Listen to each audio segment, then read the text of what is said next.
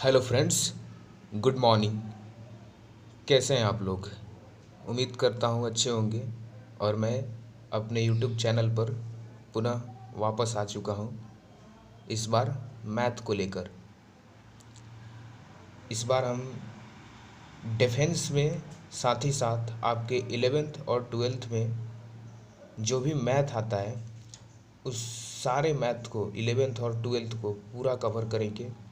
साथ ही साथ ये डिफेंस एग्ज़ाम पर टारगेट होगा। मीन्स एयरफोर्स, एनडीए या फिर नेवी में जो टेक्निकल है, जैसे एक्स ग्रुप, उसमें जो आईएससी का मैथ पूछता है 11 12 का, उस पर हम फोकस करेंगे। और उम्मीद कर और मैं आपको वादा करता हूँ कि अगर आप इस सीरीज़ को पूरे अच्छे से कर लेते हैं तो आपको डिफेंस एग्ज़ाम के जितने भी मैथ आते हैं, चाहे वो एनडीए हो, एयरफोर्स हो या फिर नेवी हो, उसमें आपको कोई दिक्कत नहीं आने वाली। चलिए तो आज स्टार्ट करते हैं। सबसे पहले हम स्टार्ट करेंगे कोऑर्डिनेट ज्योमेट्री। कोऑर्डिनेट ज्योमेट्री में आपका बहुत सारा 5-6 चैप्टर है। बेसिक है, जो बेसिक कोऑर्डिनेट ज्योमेट्री आप 9th-10th में पढ़े होंगे। उसके बाद कुछ थोड़ा बहुत 11th-12th का भी है। उसके बाद इसके बाद आता है locus, straight line, pair of straight line, circle, conic section. तो इन सब चैप्टर को हम बारी बारी से देखेंगे, लेकिन सबसे पहले आज हम स्टार्ट करेंगे बेसिक कोऑर्डिनेट ज्योमेट्री। सबसे पहले देख लेते हैं इंडेक्स क्या है कोऑर्डिनेट ज्योमेट्री का। तो यही आपका इंडेक्स है कोऑर्डिनेट ज्योमेट्री का, जिसमें बेसिक आता है आपका। उसके बाद लोकस है।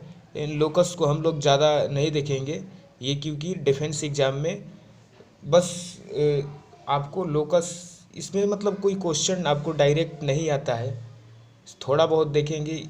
ये आपसे पूछ लेगा कि ये कोई इक्वेशन दे देगा और पूछेगा कि किसका लोकस है, या फिर आपको जब डिटर्मिनेंट में कोई क्वेश्चन गिवन होगा और वो पूछ देगा कि बताइए कि ये किसका लोकस शो कर रहा है, तो लोकस मीन्स इक्वेशन। तो वहीं तो इसको हम थोड़ा बहुत देखेंगे, इसको ज़्यादा हम नहीं देखेंगे क्योंकि ये डिफेंस एग्जाम में उतना नहीं पूछता है। उसके बाद स्ट्रेट लाइन है। उसके बाद पेयर ऑफ स्ट्रेट लाइन, ये भी आपके डिफेंस एग्जाम में बहुत कम आता है।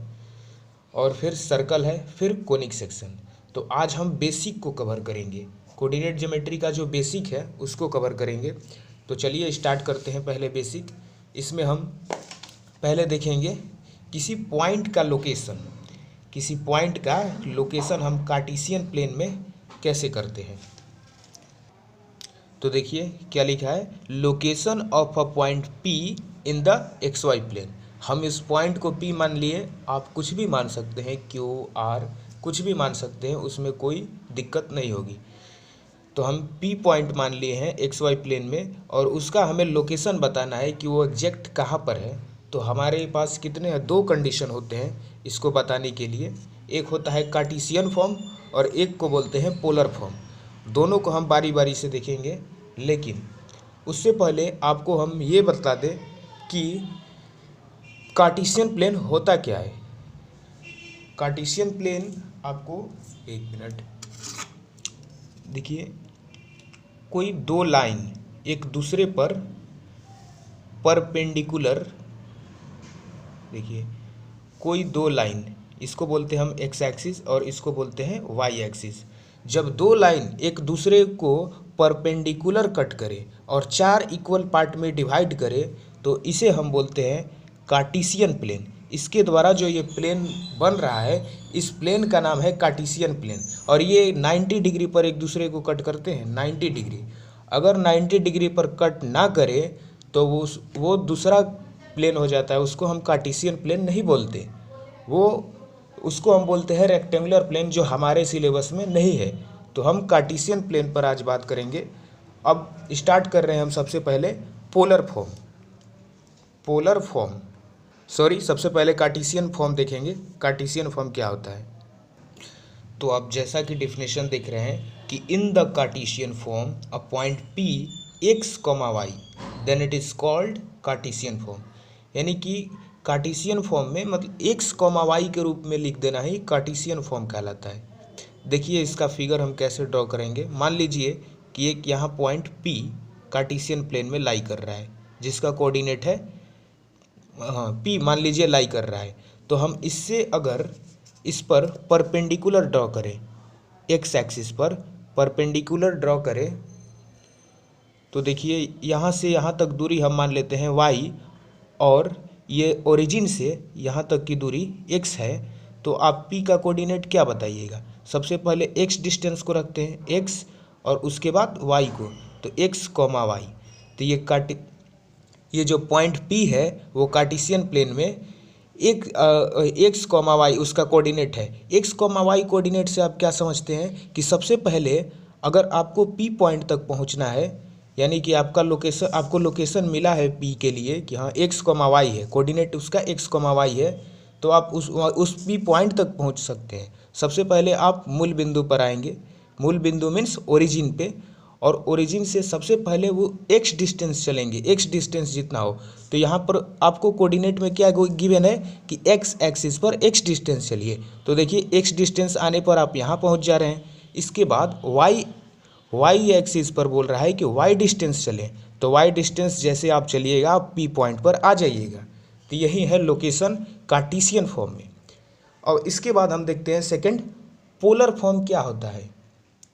तो पोलर फॉर्म के लिए हम यहाँ पर एक लाइन ड्रॉ करेंगे, ओरिजिन से जोड़ेंगे P पॉइंट को देखिए ओरिजिन से जोड़ दिए। अब पहला तो देख लिए कार्टेशियन फॉर्म आपको अच्छे से समझ में आ गया होगा, मैं उम्मीद करता हूँ। और सेकंड देखते हैं पोलर फॉर्म क्या होता है।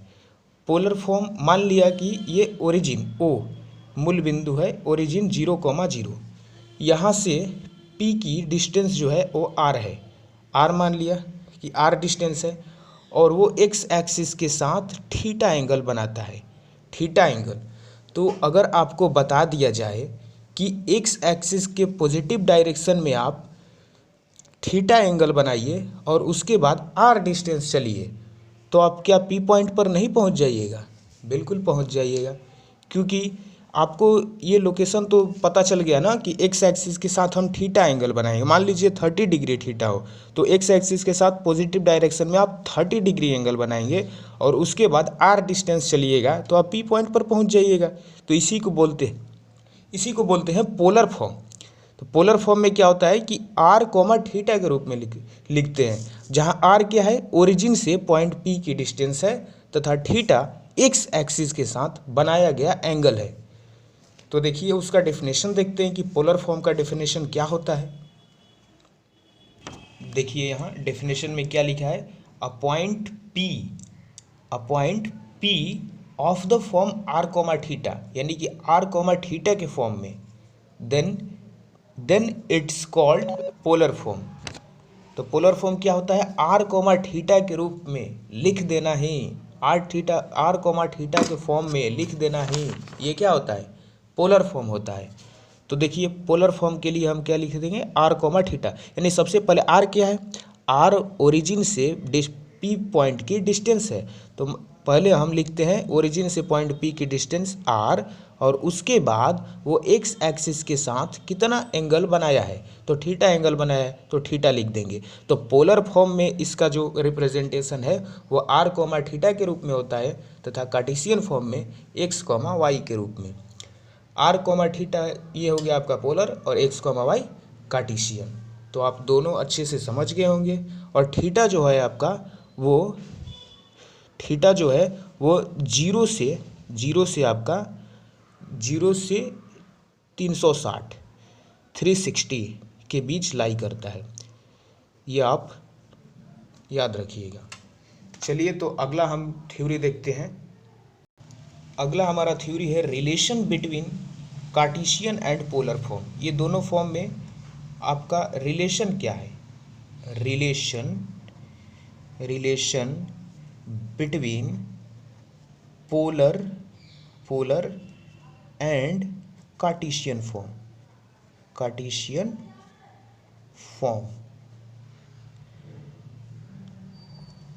देखिए हम सबसे पहले एक्स वाई प्लेन ड्रॉ कर लेंगे। तो ये क्या है हमारा एक्स वाई प्लेन है, एक्स वाई प्लेन। यहाँ एक मान लेंगे पॉइंट पी क्या है, एक्स कॉमा वाई, जो कार्टेशियन प्लेन में लाई कर रहा है। ये है हमारा एक्स एक्सिस, ये है हमारा वाई एक्सिस। इसको हम ओरिजिन से जोड़ेंगे। अच्छा, आपको याद है कि ओरिजिन से जो डिस्टेंस होता है पॉइंट पी को, उसका नाम क्या बोले बताए थे हम, आर। आर पोलर फॉर्म में आप आर कॉमा थीटा देखे थे, तो आर क्या था, ओरिजिन से पॉइंट पी का डिस्टेंस था। और इसको हम पी से फिर परपेंडिकुलर ड्रॉ कर रहे हैं एक्स एक्सिस पे। तो देखिए यहाँ परपेंडिकुलर ड्रॉ कर दिए, यहाँ से यहाँ मानते हैं कि ये डिस्टेंस एक्स है, यहाँ डिस्टेंस वाई है, और ये एक्स एक्सिस के साथ थीटा एंगल क्या कर रहा है, बना रहा है। और ये डिस्टेंस तो आपको पता ही है, आर है, ये ओरिजिन है। ओके, तो अब देखिए हम देखते हैं कि ये क्या होता है रिलेशन इन पोलर फॉर्म और कार्टेशियन फॉर्म में। अब हम आपको पाइथागोरस थ्योरम आप पढ़े होंगे। पाइथागोरस थ्योरम क्या था कि हाइपोटेनियस का स्क्वायर बेस के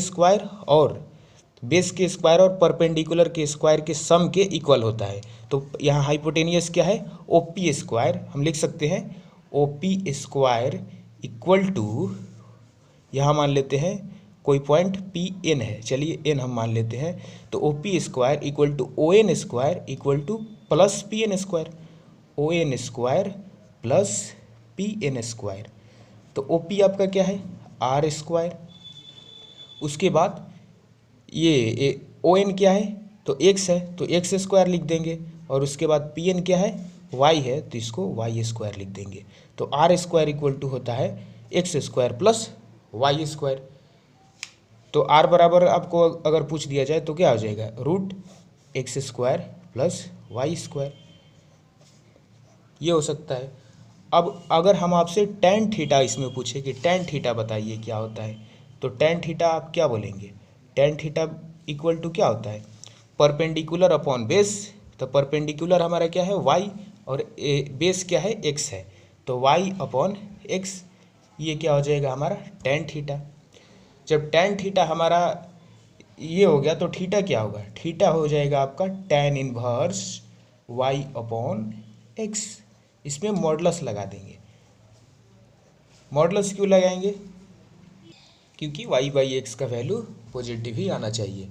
तो देखिए अगर मान लीजिए हम आपको कॉस थीटा इसमें पूछ दे कि कॉस थीटा क्या होगा, तो कॉस थीटा आप क्या बताइएगा कि cos theta equal to base upon hypotenuse. Base कितना है, एक्स, और हाइपोटेनियस क्या है, आर है, तो बेस यानी कि एक्स अपॉन हाइपोटेनियस आर।